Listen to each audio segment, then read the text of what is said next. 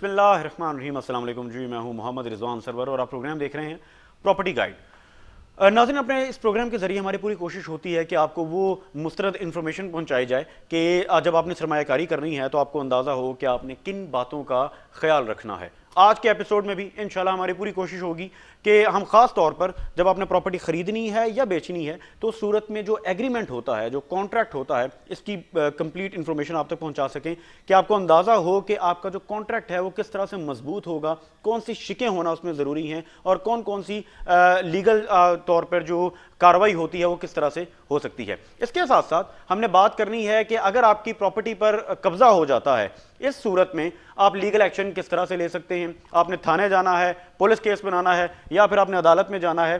یہ بہت سے ہمارے پاس کیسز ایسے آئے جہاں پر قبضہ ہوا مگر ایک عام آدمی جو ہے اسے یہ پتہ ہی نہیں ہے کہ وہ کس طرح سے وہ قبضہ چھڑوا سکتا ہے, وہ کس طرح سے لیگل ایکشن لے سکتا ہے.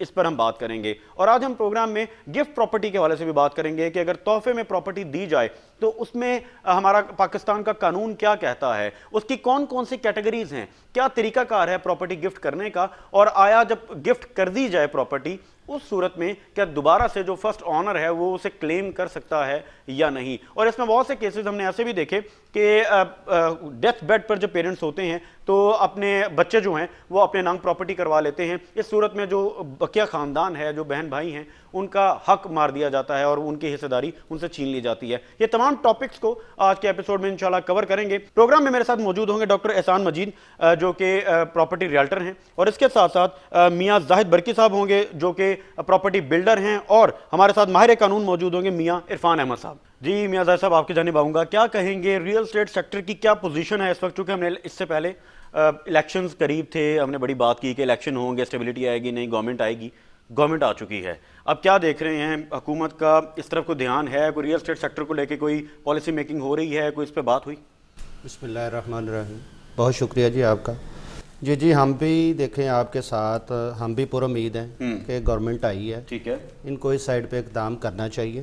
بہت سارے لوپ ہولز ہیں جن کو گورنمنٹ کو ان کو سالو کر کے, ٹھیک ہے, اور ہماری جو جتنے بھی کمیونٹی ہے ریئل اسٹیٹ کی, اس کو بھی یہ ایک صنعت بن چکی ہوئی ہے. یہ اب صرف ایک بزنس نہیں رہا, یہ ایک صنعت بن چکی ہوئی ہے. ٹھیک ہے, اور کتنے لوگوں کا روزگار وابستہ ہے؟ جی بالکل ایسا ہے, بالکل ایسا. آپ ایک سب دیکھیں نا, ایک ریئل اسٹیٹ اگر ایک سپوز ایک پلاٹ سیل ہوتا ہے, اس سے آگے ایک کنسٹرکشن کمپنی انوالو ہوتی ہے, اس کے آگے بس سمجھ لے کہ یہ پوری ایک چین ہے. اس کو آپ انڈسٹری کہیں تو کوئی کم نہیں ہوگا. جی ہاں, ٹھیک ہے. گورنمنٹ کو چاہیے جی اس کے ساتھ خصوصی طور پہ کچھ اپنے معاملات کو دیکھ کے, کچھ ٹیکسز میں ریلیف دے کے, کچھ لوگوں کو ویسے فری اپنا منی ٹریل کے حوالے سے کوئی فری ہینڈ دے کے تھوڑا سا بزنس کو ابلائج کریں, کو تھوڑا سا اوپر لانے کی کوشش کی جائے.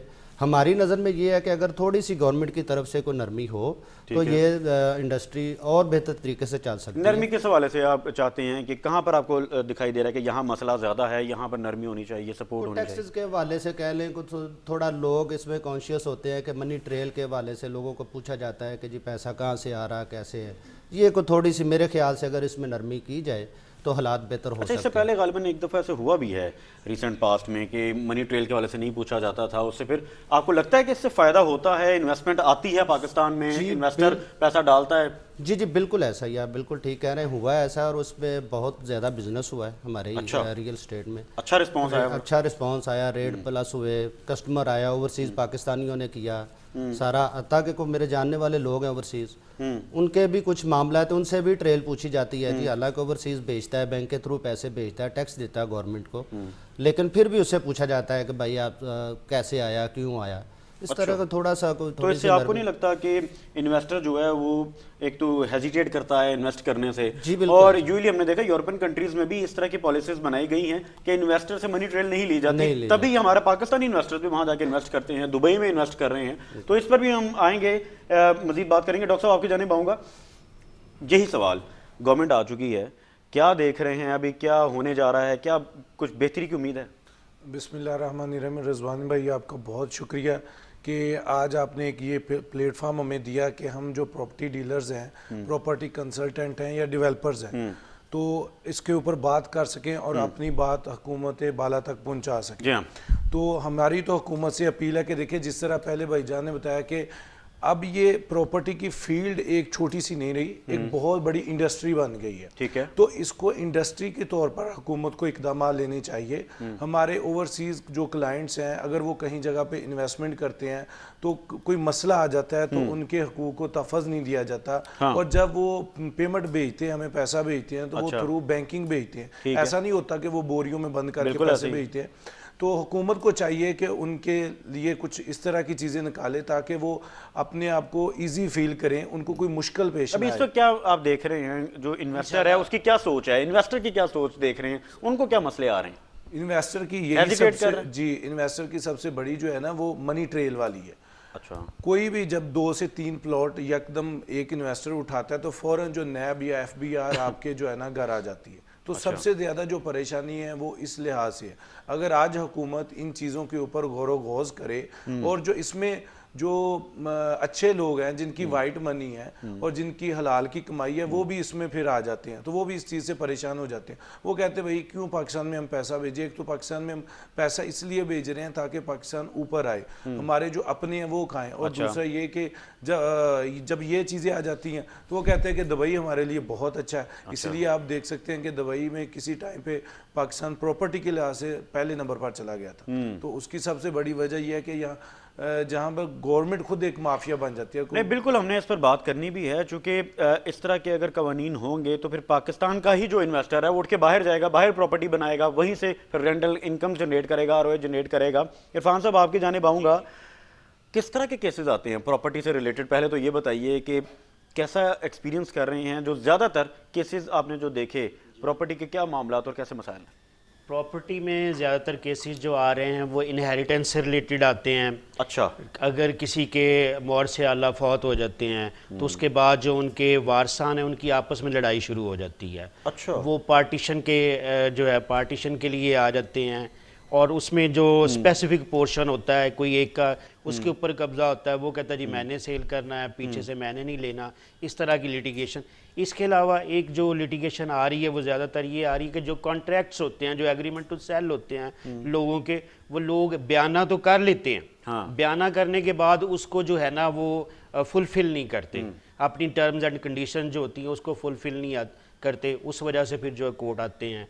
तीसरी इसके अलावा परमानेंट इंजंक्शन के केसेस आ जाते हैं कि किसी की प्रॉपर्टी है उसको किसी ने एनक्रोच कर लिया है या अपने कंस्ट्रक्शन करने लगा है, तो ईजमेंटरी राइट्स जो हैं उनको उसने जो है ना वायलेट किया है। अच्छा, आपको नहीं लगता लैक ऑफ इन्फॉर्मेशन है हमारे लोगों में? लोगों को पता ही नहीं है, बयाना भी करते हैं जब, या कॉन्ट्रैक्ट्स नहीं पढ़ते, या पता ही नहीं है कॉन्ट्रैक्ट्स में क्या चीज़ें होनी चाहिए। इस तरह के मामला भी आपने देखे? बिल्कुल इन्फॉर्मेशन नहीं है और लोग क्या करते हैं कि सिर्फ अपना पैसा और वक्त बचाने के लिए टाइपिस्ट के पास जाते हैं, वहाँ से बयाना लिखा लिखाया उसका एक फॉर्मेट होता है। हाँ। उसके ऊपर वो अपने पर्टिकुलर्स लेके तो उसको जो है ना वो बयाने की शक्ल दे लेते हैं, हालांकि वो फिजिबल नहीं होता। ठीक है। और उससे लोगों की लिटिगेशन जो है ना वो फिर बढ़ जाती है। ठीक है, तो कुछ ये भी बताइए कि इसका हल क्या देखते हैं आप? यकीनन आपने मसाइल देखे हैं लोगों के जी।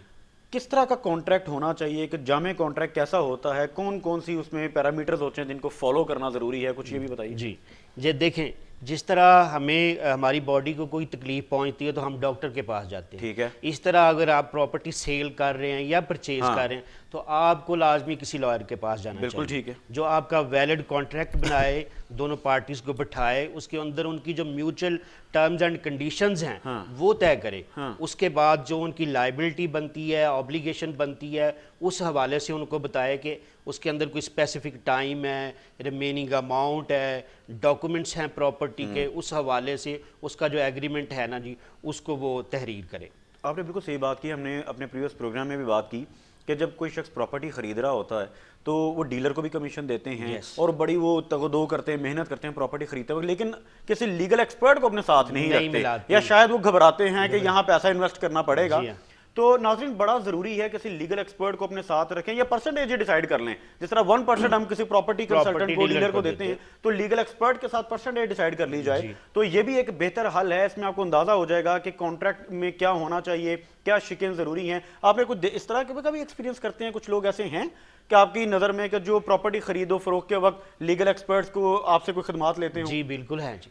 जो पढ़े लिखे लोग हैं, जो लॉ को समझते हैं, جو باشعور لوگ ہیں وہ ہمارے پاس آتے ہیں سیل کرتے ہوئے اور پرچیز اور پھر ایسے لوگوں کو مسئلے بھی پیش نہیں آتے. بالکل ان کی لٹیگیشن کوئی 0.1% جو ہے نا وہ لٹیگیشن نکلتی ہے. اچھا. اور جو یہ ادھر ٹائپسٹ کے پاس وسیقہ نویسوں کے پاس جا کے بیٹھ جاتے ہیں وہاں سے پھر کافی چیزیں جو ہے نا وہ رہ جاتی ہیں, اور پھر جس وجہ سے وہ لٹیگیشن وہ تو یہ بتائے گا جی اے یونیورسل ہے گا کانٹریکٹ یہی فائنل ہے سب کچھ, وہی کرتے اس کو لیگل تو نہیں کاروائی کا پتہ. بالکل ٹھیک ہے, تھوڑا مزید ٹاپک کی طرف چلتے ہیں. آپ کی طرف آؤں گا میاں صاحب, کیا کہتے ہیں ہولڈنگ پاور کے حوالے سے کچھ بتائیں, پراپرٹی میں ہولڈنگ پاور کتنی ضروری ہے؟ چونکہ ہمارے ناظرین بڑا ہمیں فیڈ بیک آتا ہے پروگرام کا, تو بہت سارے لوگ یہ مسئلہ ان کو درپیش ہوتا ہے کہ ہم پراپرٹی خریدتے ہیں, اس میں رائز نہیں آیا, اس میں ہمیں کیپٹل گین نہیں ملا, اور زیادہ تر جو میں نے آبزرو کیا ہے وہ لوگ ہوتے ہیں جن میں ہولڈنگ پاور نہیں ہوتی. تو آپ کے نزدیک ہولڈنگ پاور کی کیا اہمیت ہے؟ سر سب سے پہلا پراپرٹی کے کام میں یا بزنس میں اصول ہے ہولڈنگ پاور. ٹھیک ہے. ٹھیک ہے, اگر آپ کے پاس ہولڈنگ پاور ہے تو آپ اس میں بزنس مین کام یا بزنس مین مانے جائیں گے. اگر آپ کے پاس ہولڈنگ پاور نہیں ہے تو وہی بات ہے کہ انویسٹر کے لیے تو بہت ضروری ہے. بہت ضروری ہے. اگر آپ کے پاس ہولڈنگ پاور نہیں ہے پھر وہی بات آ جاتی ہے جیسے میرے بھائی نے کہا وکیل صاحب نے کہ جی یہ آ جاتے ہیں جی لیٹیگیشن. سب سے بڑی وجہ ہولڈنگ پاور نہ ہونا جو ہے نا, یہ سب سے بڑی وجہ ہے کہ آپ کا جو لیٹیگیشن کی طرف جاتے ہیں نا معاملات. بہت سارے لوگ آتے بیانہ کر لیتے, آگے پیسے نہیں ہوتے تو وہ لیٹیگیشن میں چلے جاتا ہے معاملہ. ہولڈنگ پاور بہت ضروری ہے.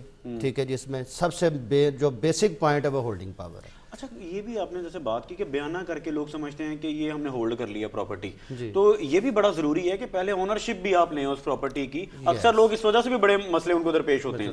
وہی نا, اگر آپ کے پاس ہولڈنگ پاور ہے, پیسے آپ اونرشپ لیں سب سے پہلے, کہ اگر آپ اونرشپ کی طرف جائیں گے تو آپ کو سمجھ لیں کہ ہم اپنی زبان میں کہتے ہیں اس کو کہ یار آپ کو چیز تھوڑی سی سستی ملتی ہے, آپ اس کو فوراً پیمنٹ کا ٹائم دیں اور اپنے سیل ڈیڈ بنائیں, فارغ ہو جائیں. اور ہولڈنگ پاور آپ انشاءاللہ آپ کو بڑا اچھا گین ملے گا. میرے پاس 1000 مثالیں ہیں, میرے کو دوست ہے جاننے والے, ہم خود ایسا کرتے ہیں کہ پراپرٹی لی ہے, اس کو ہم سیل ڈیڈ بنا کے پاس رکھ کے پھر بیچے, اس کے وہ ہولڈنگ پاور سے ہی آپ کا بزنس گرو. ہولڈنگ پاور بڑی ضروری ہے ناظرین, اور خاص طور پہ جب ریئل اسٹیٹ کی بات کرتے ہیں, آپ انویسٹر ہیں یا ایک عام بائر ہیں, آپ ایک چھوٹا پلاٹ بھی خرید سکتے ہیں, آپ کی جتنی استطاعت ہے. اگر آپ چاہتے ہیں کہ پراپرٹی کے کاروبار سے آپ کچھ کما سکیں تو آپ کے لیے ہولڈنگ پاور بڑی ضروری ہے. اور انویسٹمنٹ کرنے سے پہلے کن باتوں کا خیال رکھنا ہے, اس پر بھی ہم اپنے پروگرام میں بات کرتے رہتے ہیں. ڈاکٹر صاحب آپ کی جانب آؤں گا, کچھ بتائیے کہ پراپرٹی میں یہ بڑا ایک لوگوں کا کنسیپٹ بھی بنا ہوا ہے کہ شاید اس میں بہت سی چیزیں حرام کنسیڈر ہوتی ہیں یا حلال کا خیال نہیں رکھا جاتا, حلال حرام کا. کون سی ایسی چیزیں آپ نے دیکھی ہیں کہ جہاں پر آپ کو لگتا ہے کہ یہ کھلے عام حرام ایک ایکٹیویٹی ہو رہی ہے, ٹھیک ہے نا, کھلے عام یہ حرام کام ہو رہا ہے, اور خاص طور پہ یہ بھی نشاندہی کریں کہ پراپرٹی کے کاروبار میں حلال طریقے سے کس طرح سے وسیع رزق کمایا جا سکتا ہے؟ رضوان بھائی اس کی بہت سی ایگزامپلز ہیں. اب دیکھیں, اگر تو ہم بینگ مسلم بات کریں تو ہمیں یہ چیز ایک سکھا دی گئی کہ حلال اور حرام.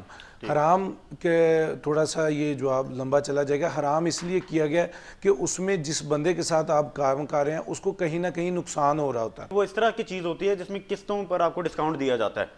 جی جی بالکل, جی بالکل, سوسائٹیز اسی طرح کرتی ہیں, اسی طرح انویسٹر کو ایک جانسا دیتی ہیں کہ ہم آپ کو ایک پیس آف پیپر دے دیتے ہیں, آپ نے یہ اینڈ کلائنٹ کو بیچنا اور اینڈ کلائنٹ کو یہ کہنا کہ یہ آپ کی جو انسٹالمنٹ میں اس میں ڈبل ہو کے جو لگ جائے گا. یعنی کہ اگر اس کی 5000 انسٹالمنٹ ہے تو آپ ایڈجسٹمنٹ فارم لے لیں, یہ 15-20 ہزار میں ایڈجسٹ ہو جائے گی. تو ہم یہ سمجھتے ہیں کہ یہ ٹوٹلی حرام ہے, پہلی چیز. دوسری چیز جو حرام میں آتی ہے وہ جب آپ کی انسٹالمنٹ لیٹ ہو جاتی ہے تو سوسائٹیز اس کے اوپر کچھ چارج لیتی ہے, یہ بھی ٹوٹلی حرام ہے. تیسری چیز جو آتی ہے کہ اوپن فائلز جو بے نام ہوتی ہیں, جن کے پیچھے لینڈ نہیں ہوتی, یہ بھی ٹوٹلی حرام ہے. اور جو چوتھی اور لاسٹ چیز آتی ہے وہ اوور سیلنگ ہے. ہاں بالکل, اوور سیلنگ جس طرح آپ نے بات کی وہ بڑا ضروری ہے جی. نجی جس طرح آپ نے پرائیویٹ ہاؤسنگ اسکیمز کی بات کی, ان کے پاس لینڈ نہیں ہوتی, پھر اس کے بعد وہ پلاٹ دے ہی نہیں سکتے, اور پھر ایک عام آدمی جس کی جمع پونجی وہاں لگی ہوئی ہوتی ہے اس کو وہ پلاٹ نہیں ملتا. اوور سیلنگ کے حوالے سے تو ہم بات کریں گے, لیکن چونکہ آپ نے بات کی قسطوں کے حوالے سے, اس کو میں مزید بڑھانا چاہوں گا.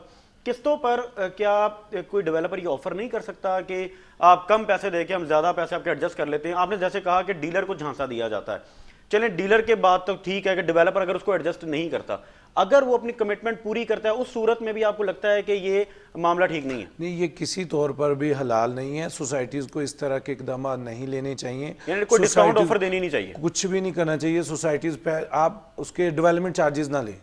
اچھا, بعد میں سوسائٹی جو ڈیولپمنٹ چارجز لیتی ہیں 1,00,000 1,50,000 2,00,000 وہ سوسائٹی نہ لے. اچھا سوسائٹی کہہ رہی جی ہم نے ڈیولپمنٹ چارجز نہیں لینے, تو یہ ڈسکاؤنٹ ہی ہو گیا. یعنی ڈسکاؤنٹ آپ کے نزدیک کس صورت میں حلال ہے پھر؟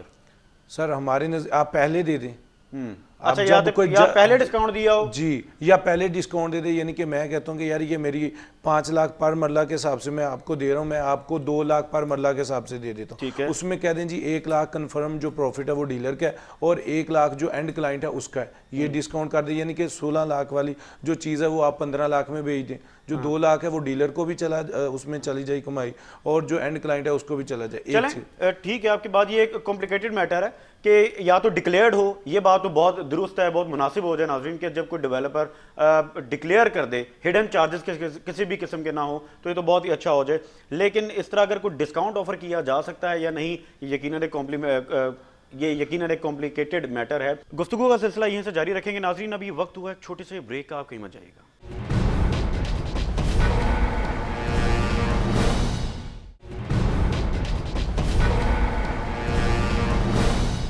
ویلکم بیک ناظرین, آپ پروگرام دیکھ رہے ہیں پراپرٹی گائیڈ, اور آج ہم بات کر رہے ہیں خاص طور پر جو لیگل کارروائی ہو سکتی ہے ان لوگوں کے خلاف جو قبضہ کرتے ہیں آپ کے پلاٹ پر, آپ کی زمین پر, وہ اس میں کس طرح سے ہم کارروائی کر سکتے ہیں, اس پر بھی بات ہو رہی ہے. اور خاص طور پر ہم اس حوالے سے بات کر رہے ہیں کہ ایک عام آدمی جب پراپرٹی خریدتا ہے انہوں نے کن چیزوں کا خیال رکھنا ہے. میرے ساتھ اسٹوڈیوز میں ماہر قانون ہائی کورٹ موجود ہیں میاں عرفان احمد صاحب. تو میاں صاحب آپ کی جانب آؤں گا, کچھ بتائیے کہ جو بائنگ سیلنگ ایگریمنٹ ہوتا ہے ہمارے ناظرین کے لیے, کہ اس میں کون کون سی شکیں ہونا ضروری ہیں, وہ کانٹریکٹ میں کیا چیزیں جو اس کانٹریکٹ کو مضبوط کرتی ہیں؟ جی, اس میں بیسیکلی دیکھیں دونوں پارٹیز جو ہے وہ ایگریڈ کر کے آتی ہیں کہ ایک پراپرٹی سیل کر رہا ہوتا ہے, دوسرا پرچیز کر رہا ہوتا ہے. ٹھیک ہے. اور اس کی انہوں نے ایک ویلڈ کنسیڈریشن مقرر کی ہوتی ہے, جس میں اب ایگریمنٹ ٹو سیل جس وقت ہوتا ہے اس وقت یہ کرتے ہیں کہ وہ جو ٹوٹل اماؤنٹ ہے, ٹوٹل کنسیڈریشن ڈن کر لیتے ہیں, لیکن اس کی پارشل پیمنٹ کرتے ہیں. ٹھیک ہے. اور اس کی ساتھ پروائزو یہ دے دیتے ہیں کہ جو بقایا اماؤنٹ ہے وہ جب آپ یہ اوریجنل فرد بیع وغیرہ دیگر ڈاکومنٹس جو ہیں وہ پرووائڈ کریں گے تو اس کے بعد جو ہے نا اس کو سیل ڈیڈ میں کنورٹ کیا جائے گا. اچھا, تو اس میں کوئی خاص طور پہ کچھ مینشن کریں کہ کون کون سی شکیں ضروری ہوتی ہیں, تاکہ ایک عام آدمی جو ہمیں سن رہا ہے اس کو سمجھ آئے کہ اگر انہوں نے کوئی کانٹریکٹ کیا ہے اس میں وہ مسنگ ہے, تو ایک نالج ہونا چاہیے. جی, اس کے پاس پہلی تو بات یہ ہے کہ اس کو یہ پتہ ہونا چاہیے کہ جس بندے کے ساتھ میں کانٹریکٹ کر رہا ہوں یا ایگریمنٹ کر رہا ہوں یا جس سے میں لینڈ پرچیز کر رہا ہوں یا پلاٹ پرچیز کر رہا ہوں, آیا وہ اونر بھی ہے یا نہیں.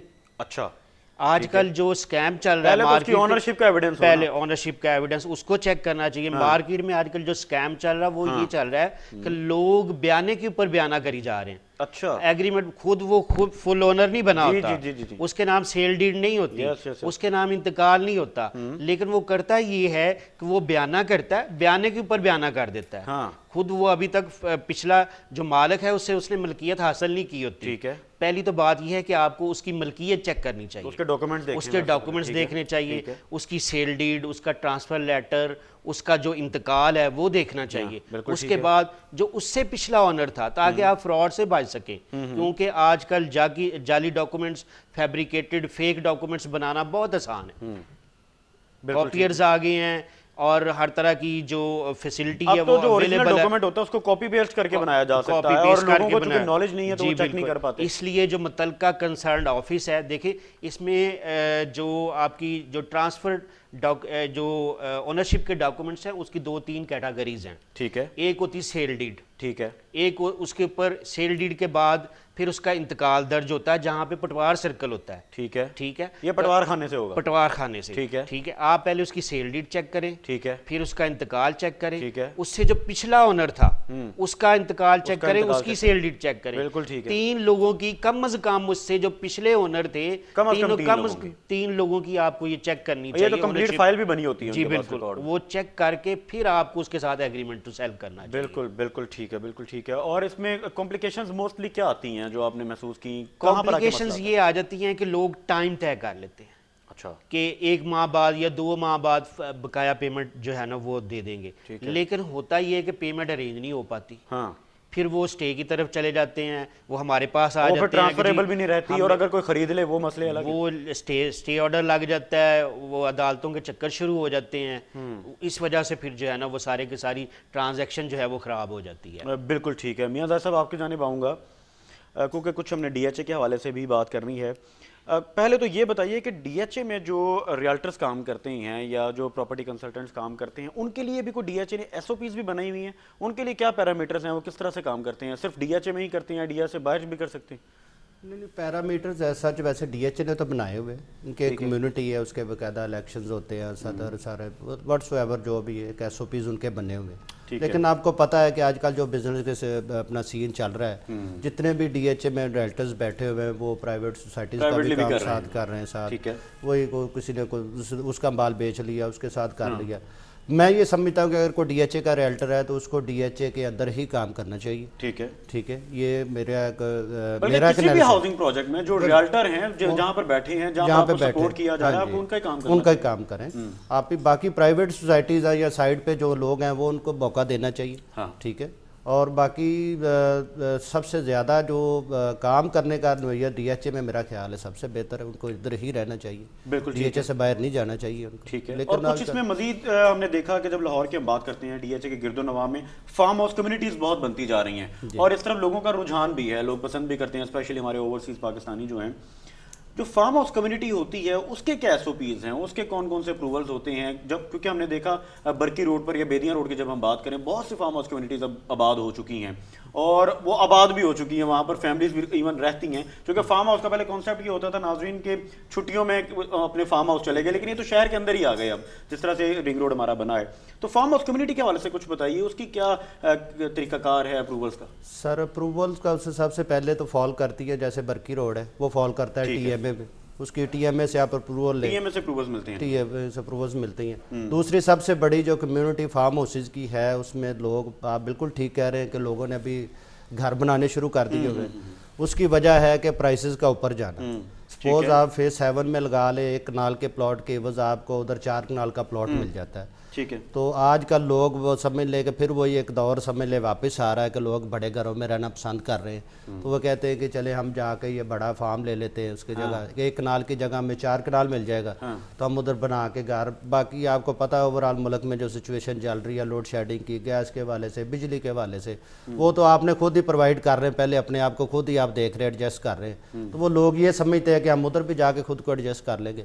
تو ابھی سمجھ لے کہ لوگوں کا رجحان بڑھتا جا رہا ہے, اور یہ خوشائند بات بھی ہے ایک لحاظ سے, اور ایک لحاظ سے اچھی بھی نہیں ہے. مطلب کہ زرعی زمین ختم ہوتی جا رہی ہے, دونوں چیزیں, یہ دونوں فیکٹر سارا دیکھنا چاہیے. زرعی زمینیں وہ ہاؤسنگ پروجیکٹس بھی بنتے جا رہے ہیں, پھر فارم ہاؤس کمیونٹی جب بنتی ہے تو ان کے پاس تو لینڈ ان کو ضرورت ہی زیادہ ہوتی ہے, تو زرعی زمین بھی ختم ہو رہی ہے. تو اس میں کچھ یہ بھی بتائیے کہ غالباً کتنے % کنسٹرکشن ہو سکتی ہے ایک فارم ہاؤس میں؟ یعنی فار ایگزامپل 4 کنال کا پلاٹ ہے تو کتنے % کنسٹرکشن ہو سکتی ہے, کتنے % آپ نے وہ ایریا وہ گرین رکھنا ہوتا ہے؟ اس طرح کے ایس او پیز بھی ہوتے ہیں فارم ہاؤس؟ نہیں, فارم ہاؤس میں ایسا کوئی اس طرح کا ایس او پیز نہیں ہے. اچھا, اس پر ہر بندے کی اپنی ڈیمانڈ ہے کہ وہ چاہ رہا ہے کہ یار میری کمیونٹی ہے, میری فیملی ہے, سپوز 5 لوگوں کی فیملی ہے, وہ یعنی آپ یہ کہہ رہے ہیں 4 کنال کا پلاٹ ہے تو کنسٹرکشن وہ اس حساب سے کر سکتا ہے, یہاں پر کوئی اس طرح کے پیرامیٹرز نہیں؟ اس طرح کے پیرامیٹرز کوئی نہیں. آپ نے اپنا ٹی ایم اے سے اپرووڈ کرایا نقشہ اس کا, جو بھی آپ نے بنانا ہے تو آپ جو مرضی بنا سکتے ہیں. فارم ہاؤس کمیونٹی کو کیا زرعی زمین کا کہہ کے ڈکلیئر کیا جاتا ہے یا ہاؤسنگ کے حوالے سے اس کو ڈکلیئر کیا جاتا ہے؟ فارم ہاؤس جیسے فارم ہاؤس کمیونٹی کا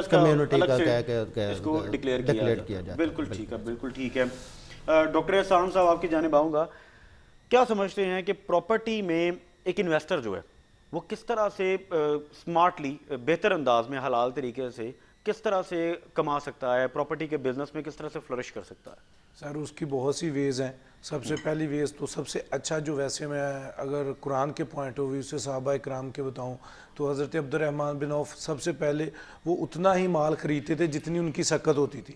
جیسے پہلے بھائی نے کہا کہ یہ مسئلے ہی اس لیے پیش آئیں کہ ہم نے جو ہے نا وہ زیادہ کے پیچھے بھاگے ہیں, اس میں ہم نے حلال اور حرام کو بھی نہیں دیکھا. یہ بھی ایک حرام کی شکل ہے کہ آپ بیانے کے اوپر بیانہ, بیانے کے اوپر بیانہ, یہ نقصانات بھی ہوتے ہیں, اس لیے اسلام منع کرتا ہے. آپ سب سے پہلے اس کی اونرشپ اپنے پاس لیں. और एक सरमायाकार के लिए जो छोटा इन्वेस्टर है वो छोटी इन्वेस्टमेंट कर ले, जो बड़ा इन्वेस्टर है वो बड़ी इन्वेस्टमेंट कर ले, वो अपने किसी दोस्त के साथ, किसी अच्छे दोस्त के साथ जो रियल एस्टेट का काम कर रहा है उसके साथ मिलके भी कर सकता है, उसको स्लीपिंग पार्टनर उसके साथ, या खुद अपना कोई प्लॉट ले ले, कोई लैंड ले ले, किसी सोसाइटी के पास जाके लैंड ले ले, DHA के पास जाके लैंड ले ले, जो उसको समझ आती हो कि ये आने वाले दिनों में वहाँ पे कोई गवर्नमेंट का प्रोजेक्ट आ रहा है, कोई प्राइवेट सोसाइटी इधर बन सकती है। तो और इसमें बड़ा ज़रूरी है, जिस तरह आप कह रहे हैं कि किसी दोस्त के साथ काम शुरू कर लें या पार्टनर बन जाएं, इंपॉर्टेंट तो ये है कि पहले खुद अंडरस्टैंडिंग हो प्रॉपर्टी की, खुद अंडरस्टैंडिंग हो कॉन्ट्रैक्ट्स की, खुद अंडरस्टैंडिंग हो हाउसिंग प्रोजेक्ट्स की, फाइल सिस्टम की, रजिस्ट्री की।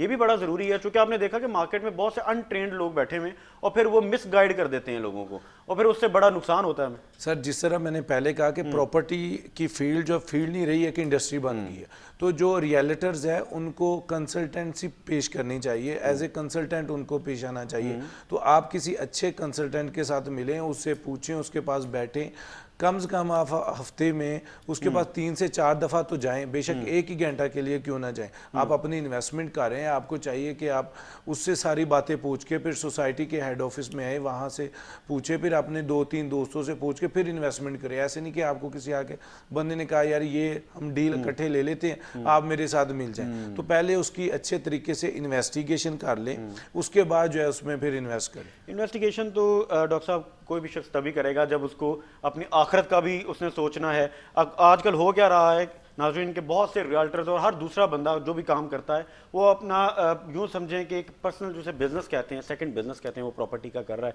मगर मसला जहाँ आ रहा है वो ये है कि वो जिम्मेदारी नहीं ली जाती और इस चीज़ की अंडरस्टैंडिंग नहीं की जाती और ख़ास तौर पे ट्रेनिंग नहीं प्रोवाइड की जाती। तो ये भी एक अच्छा मशवरा है कि कंसल्टेंसी प्रोवाइड करनी चाहिए उन लोगों को जिन्होंने ऑन ग्राउंड रियलिटी देखी है, जिन्होंने ग्राउंड पे काम किया है, जो इस चीज़ को समझते हैं।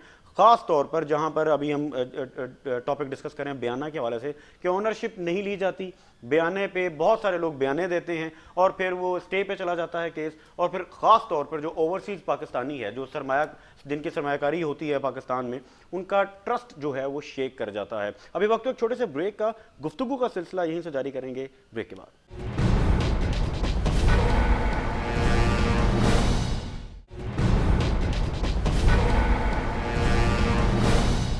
ब्रेक के बाद आपको खुशामदीद कहते हैं। नाज़रीन, आप प्रोग्राम देख रहे हैं प्रॉपर्टी गाइड, और एक बड़ा इंपॉर्टेंट इंटरेस्टिंग टॉपिक है जो गिफ्ट प्रॉपर्टी के हवाले से है। जब आप प्रॉपर्टी किसी को तोहफे में देते हैं तो उसके क्या कवानीन हैं? आया गिफ्ट देने के बाद, वो तोहफा देने के बाद जो फर्स्ट बायर है वो उसको क्लेम कर सकता है या नहीं? ये हमें सवाल आया, बड़ा इंटरेस्टिंग सवाल था। तो मियाँ साहब आपके जानिब आऊँगा, क्या कहेंगे? कुछ थोड़ा सा बताइए कि जो ये इसके बारे में क्या रूल्स हैं, क्या लॉज हैं? गिफ्ट देखें, स्पेसिफिक इसके ऊपर जो है कोई लॉ नहीं है, ठीक है, सिर्फ ट्रांजैक्शन ऑफ प्रॉपर्टी है। हाँ। जो कि ज़्यादातर लोग लीड होती है जिस तरह से, बिल्कुल ठीक है। सिंपल ये है कि जो लोग ब्लड रिलेशंस को वो जो कर देते हैं, गिफ्ट कर देते हैं, हिबा इसको कहा जाता है जी, बिल्कुल ठीक और इसमें आजकल हमारे यहाँ चूँकि हर चीज़ को मिस यूज़ किया जाता है। मिस यूज़ ये इस तरह हो रहा है कि एक बच्चा जो है वालिदैन का बाकियों को महरूम करने के लिए वालिद से प्रॉपर्टी गिफ्ट करवा गिफ्ट ले लेता है। अच्छा, गिफ्ट ले लेता है, उसके उस बाद सूरत में बाकी वो जो है हिस्सेदारी भी नहीं उनको होगी। पता नहीं चलता, वो रजिस्टर्ड हो जाता है, वो इनकॉर्पोरेट हो जाता है रेवेन्यू रिकॉर्ड में, उनको पता नहीं चलता। जब वालिद साहब की या वालदा की डेथ होती है, जब उनकी प्रॉपर्टी जो उनकी विरासत है वो ओपन होती है, उसके बाद पता चलता है, फिर वो लिटिगेशन स्टार्ट हो यानी जाती वो है। इस तरह से, तो अगर वकील साहब मैं ये कहूँ कि हिस्सेदारी जो बाकी बहन भाइयों के वो तो खत्म हो उनको जाती है। महरूम कर देते हैं, अच्छा। उनको उनका जो लीगल शरई शेयर है उससे महरूम करने के खतरनाक लिए बात इसको यूज किया जा रहा है। चोरी का तरीका भी ये वैसे है। जी बिल्कुल और है। ये चोरी डाका ही है एक तरह से। बिल्कुल ऐसे, बिल्कुल अच्छा, बिल्कुल ठीक है। तो इस पे कोई कानून नहीं है? यानी फॉर एग्जांपल अगर कोई तोहफे में दे देते हैं जी। और वो हयात भी हैं और वो क्लेम कर सकते हैं वापस वो प्रॉपर्टी अपनी? नहीं, अगर तो उनके साथ फ्रॉड किया गया है, देखिए उसमें दो चीज़ें हैं। हाँ। अगर तो वो अपनी मर्जी से दे रहे हैं, ठीक है। ठीक है, और अगर वो उस वक्त उनकी जो कैफियत है वो बिल्कुल साउंड माइंड है, उनको किसी किस्म होशो हवास में, यानी प्रॉपर्टी ट्रांसफर होशो हवास में है और अपनी मर्जी से दे रहे हैं, ठीक है, तो फिर तो वो नहीं करते। ठीक है। ठीक, लेकिन होता ये है कि जब पेरेंट्स डेथ बेड पे होते हैं تو ان میں سے جس بچے کے پاس یا بچی کے پاس وہ رہ رہے ہوتے ہیں وہ ان سے یہ جو گفٹ ڈیڈ جو ہے نا وہ رجسٹر کروا لیتا ہے. بالکل ٹھیک ہے. باقی جب ان کو پتہ چلتا ہے پھر وہ لیٹیگیشن میں آ جاتے ہیں اور لیٹیگیشن اس کی سال سال چلتی رہتی ہے. ایک چیز اس میں ایڈ کروں گا کہ آنریبل سپریم کورٹ میں زیادہ تر یہ دیکھیں جو گفٹ کے کیسز ہیں ان میں جو بہنیں ہوتی ہیں بیٹیاں ہوتی ہیں ان کو محروم کیا جاتا ہے, محروم کر دیا جاتا ہے. اور آنریبل سپریم کورٹ نے اس چیز کی حوصلہ شکنی کی ہے. لیسٹسٹ ججمنٹس آئی ہیں اس میں انہوں نے کہا جی کہ جو بہنوں کا حصہ جہاں پہ بہنوں کو یا لیگل وارثان کو ان کے شرعی شیئر سے محروم کیا گیا ہو تھرو گفٹ یا تھرو اینی ادر موڈ, وہ اس کو نل اینڈ وائڈ ڈکلیئر قرار دے. بالکل ٹھیک ہے. بلکہ ہم نے اپنے پریویس ایپیسوڈ میں اس پہ بات بھی کی ہے کہ اس طرح کے بہت سے کیسز اب آنے لگ گئے ہیں کہ جہاں پر بہنوں بیٹیوں کو پراپرٹی کے حوالے سے محروم کر دیا جاتا ہے. یہ لمحہ فکریہ ہے ناظرین, بڑی افسوس کی بات ہے, اور خاص طور پہ جب ڈیتھ بیڈ پہ ہوتے ہیں تو اپنے نام پر کر دیا جاتا ہے, تو آخرت کا بھی ہمیں سوچنا چاہیے. صاحب آپ کچھ کہنا چاہ رہے تھے اس حوالے سے؟ جی میرا بھی ٹیک یہی ہے کہ اس پہ سب سے بڑی وجہ جو ہوتی ہے نا, جو میرے دیکھنے میں 2-4 چیزیں آئی ہیں. ایک تو سب سے پہلی بات ہے وہ یہ کہ جس کے پاس ہوتا ہے وہ زبردستی کروا لے, پیار سے کروا لے, جیسے بھی کر لے. یہ ہمارا معاشرہ جو ہے نا انڈر انفلوئنس ہوتے جی ہیں, جی جی جس کے پاس پیرنٹس رہ رہے ہوتے ہیں اس کے انڈر انفلوئنس ہوتے ہیں, یا پھر وہ کہہ لیں کہ اس سے مانوس ہو جاتے ہیں یا اس کے پیچھے لگ جاتے ہیں, وہ اس طرح ان کو جو ہے نا وہ کر لیتا ہے کہ ان سے ہبا کروا لیتا ہے. جی جی. اس میں بعد میں یہی بات ان کی ٹھیک ہے وہ کہ ہو گیا ہبا. بعض کا تو ہوتا ہے یہ کہ وہ ماں باپ کی معاشرہ ایسا نا ہمارا, اس میں ہر چیز کا ہر پہلو چلتا ہے. تو ماں باپ اس سے نہیں ہوتے, دوسرے کے پاس جاتے, وہ حالہ اس کو اس نے رضامندی سے دیا ہوتا ہے, وہ جا کے کلیم کر دیتے. ایسے بھی کیسز آئے ہیں. سب سے بڑی جو وجہ ہے کہ زمینوں کی پرائسز زیادہ ہو جاتی ہے, وہ بھی جا کے معاملات آگے اینڈ وہ جا کے خراب ہو جاتے ہیں کہ لو جی نیت بھی خراب ہو جاتی ہے نا جی. جب ایک 25 لاکھ کا پلاٹ 50 لاکھ یا کروڑ کا ہو گیا وہ سارے فراڈ بھی ہو رہا ہے. فراڈ یہ ہو رہا ہے کہ جو بچہ ہبا کرواتا ہے وہ اس کی کوشش ہوتی ہے کہ میں جلدی اس کو جو ہے نا آگے ٹرانسفر کر کے پیمنٹ لے لوں. بالکل. اچھا وہ پیمنٹ لے لیتا ہے. اب جب پیمنٹ لے لیتا ہے تو اس کے سال بعد یا 2 سال بعد اس کی ویلیو ڈبل ہو جاتی ہے. فرض کرے کروڑ تھی 2 کروڑ ہوگی 3 کروڑ ہوگی. اس کے بعد پھر وہ بہنوں کے پاس چلا جاتا ہے کہ آپ اس موٹیشن جو ہے یا گفٹ ڈیڈ کو آپ چیلنج کر دیں, پھر وہ کورٹ میں آ جاتے ہیں. اچھا, اس طرح اس کا یہ اس سے فراڈ بھی ہو رہا ہے, یعنی کمپلیٹلی ایک فراڈولنٹ ایکٹیویٹی, زیادہ تر یہ فراڈولنٹ ایکٹیویٹی. بالکل ٹھیک ہے, بالکل ٹھیک ہے. ڈاکٹر احسان صاحب, کیونکہ پروگرام کا وقت کم ہے, کوئکلی آپ اپنا کیا ٹیک دیں گے اس حوالے سے کہ ایک عام آدمی جب وہ اپنا گھر بنانا چاہتا ہے کن باتوں کا خیال رکھنا ضروری ہے؟ سر سب سے پہلے تو اس کو کاغذات کی جانچ پڑتال کرنی چاہیے کہ کاغذات ٹھیک ہیں یا نہیں ٹھیک, اس ٹام والی جگہ یا رجسٹری والی جگہ, یا جس طرح پہلے ہمارا یہ گفٹ والا چل رہا ہے تو یہ چیزیں تو نہیں ہیں. اس کے بعد اس کو یہ چیز دیکھنی چاہیے کہ آنے والے وقت میں یہ میں ادھر رہائش بھی کر رہا ہوں اور میرے بچوں کی یہ پراپرٹی ایک ایسی جگہ پر لوں کہ یہ بڑھتی جائے, یعنی کہ کسی اس کے قریب کوئی اچھی امنیٹیز آ جائے, کوئی اچھی جگہ بن جائے, کوئی موٹر وے کا راستہ, کوئی رنگ روڈ کا راستہ, کوئی مین جی ٹی روڈ کا, یا اس کے قریب ترین. ہاں جی, لوکیشن بہت ضروری ہے. اس میں 3 چیزیں جب بھی آپ پراپرٹی کا لیں, لوکیشن, موٹیشن, پوزیشن. آپ لوکیشن دیکھیں لوکیشن کیسی ہے, پھر اس کی موٹیشن دیکھیں کہ کل کو یہ کتنا موو ہو سکتا ہے, کتنا پروفٹ دے سکتا ہے, پھر اس کی پوزیشن دیکھیں کہ پوزیشن ہے یا نہیں ہے. تو یہ 3 چیزیں مین اگر آپ جانچ پڑتال کر کے لیں گے تو انشاءاللہ آپ کو اس کی پروفٹ بھی ملے گا اور کبھی بھی آپ کے ساتھ فراڈ. بڑا ضروری ہے جس طرح آپ کہہ رہے ہیں کہ متعلقہ اداروں سے لازمی چیک کریں کہ جہاں پر آپ کی پراپرٹی ہے وہ کون سے متعلقہ ادارے اس کے ساتھ لنکڈ ہیں, جہاں سے آپ اپروولز چیک کر سکتے ہیں اس کے, اور اگر وہ نہیں ہے, اوپن لینڈ ہے, تو رجسٹری آپ پٹوار خانے سے چیک کریں, آپ کچہری جائیں. جی جی.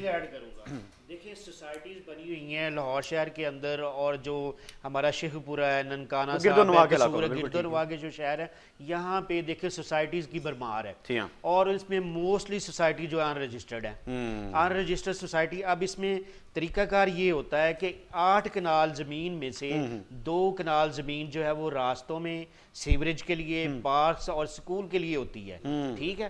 لیکن جو ان رجسٹرڈ سوسائٹیز ہیں وہ ایک دفعہ تو سیل کر دیتی ہیں, راستے چھوڑ دیتے ہیں, پارکس چھوڑ دیتے ہیں, بعد میں ان کے اوپر قبضے ہونا شروع ہو جاتے ہیں. ہوتا یہ ہے کہ جو 2 کنال انہوں نے راستوں کے لیے, ایمینٹیز کے لیے چھوڑی ہوتی ہے, اس کے اوپر وہ دوبارہ لوگوں کو سیل کر دیتے ہیں, اور جو نئے لوگ وہ رجسٹریاں کروا کے آتے ہیں وہ ان کے اوپر قبضہ کرنا شروع کر دیتے ہیں. ٹھیک ہے نا, تو اس وجہ سے پھر لیٹیگیشن اور سٹارٹ ہو جاتی ہے. اب اس میں سب سے زیادہ مانیٹر نہیں کیا جاتا جی اداروں کی طرف سے, کوئی نہیں جی, کوئی مانیٹر نہیں کرتا. تو کوئی لاز موجود ہیں اس کے اوپر؟ لاز وہی جو ہمارے سول لاز چل رہے ہیں انگریز دور کے, وہی چل رہے ہیں. اسپیسیفک ریلیف, یعنی امپلیمنٹیشن نہیں ہے. آپ یہ امپلیمنٹیشن بس ٹاں ہونے کے برابر ہے. دیکھیں یہ جو ہمارے ادارے ہیں نا جی, ٹی ایم میں یہ L D A D H A وغیرہ ان کو چاہیے کہ جو کسٹمر جو بھی ان کا کنزیومر ہے جو ان کے پاس آتا ہے اس کی پراپرٹی کو سیکیور کریں. اس کے ساتھ دیکھیے اس نے آپ کو اپنی اداروں کا کام ہی سیکیور کرنا ہے. پیڑ کاٹ کے اپنے بچوں کا پیڑ کاٹ کے ایک پلاٹ لیا ہے یا ایک گھر بنایا اس کے اوپر اگر کل کلا کو قبضہ ہو جاتا ہے اس کا کوئی بھی رسپانسبل نہیں بنتا اور وہ بیچارے لوگ لٹیگیشن لڑتے لڑتے ان کی زندگیاں جو ہے نا وہ ادھر کے ساتھ اسی وجہ سے جو اوورسیز ہے اس کا ٹرسٹ اس وجہ سے اٹھ گیا. بالکل وہ شیک کر گیا نا, وہ انویسٹمنٹ نہیں کرتے. دبئی کی پراپرٹی کو سمجھا جاتا ہے کہ پاکستان پوری دنیا کی موسٹ سیکیور پراپرٹی دبئی کی پراپرٹی ہے. آپ ادھر گھر لے لیں, آپ دنیا کے جس مرضی کونے میں ہو 1000 سال بعد بھی جائیں گے تو وہ آپ کے نام پر ہوگا, کسی نے قبضہ نہیں کیا ہوگا. لیکن پاکستان میں ایسا نہیں ہے. بالکل آپ کی بات ٹھیک ہے, موسٹ سیکیور بھی سمجھا جاتا ہے مگر اس کے ساتھ ساتھ موسٹ ایکسپینسو بھی سمجھا جاتا ہے. اس کے باوجود لوگ انویسٹ کرتے ہیں. جبکہ ہم پاکستان کی پراپرٹی کی بات کریں تو وہ بڑی اکنومیکل پراپرٹی پرائسز ہیں, مگر جو پرابلم ہے, جو مسئلہ درپیش ہے ہمیں, وہ ٹرسٹ کا ہے, انسٹیبلٹی کا ہے اور اکانومی کے حوالے سے. Very important.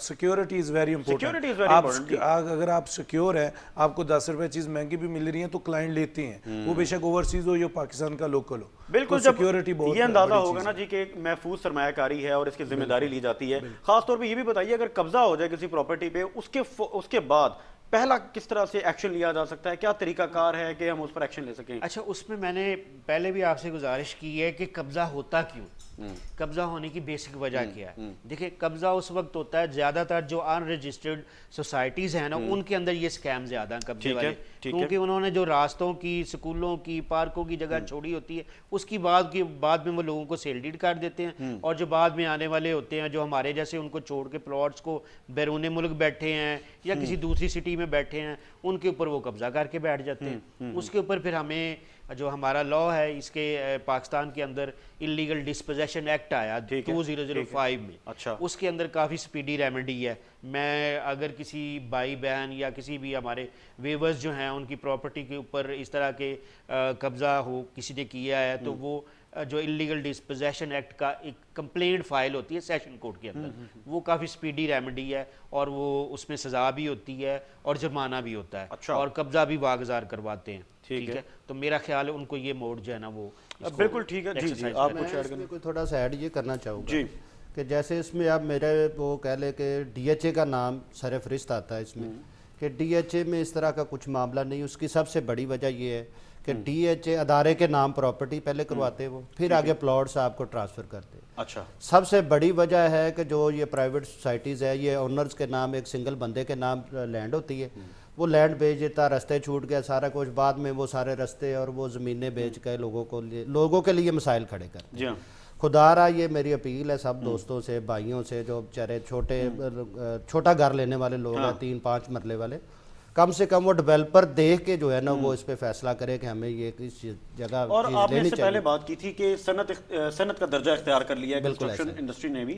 اب یہ دیکھیں کہ 2020 سے 2024 کی جب ہم بات کریں, آپ دیکھیں کہ کتنا اس میں جو مٹیریل کاسٹ ہے اس میں کتنا بڑا انکریز آیا ہے, اس سے بھی ڈیولپر کو بڑی ہٹ آئی ہے جو ڈیلیور نہیں کر پاتے. اس کو کس طرح سے دیکھ لیں آپ؟ بالکل ٹھیک کہہ رہے ہیں. اس میں سب سے بڑی وجہ جی ہمارے ملک کے جو انسٹیبلٹی حالات ہیں نا, اور ڈالر کی پرائسز اوپر جانے کی وجہ سے یہ سارے معاملات آئے.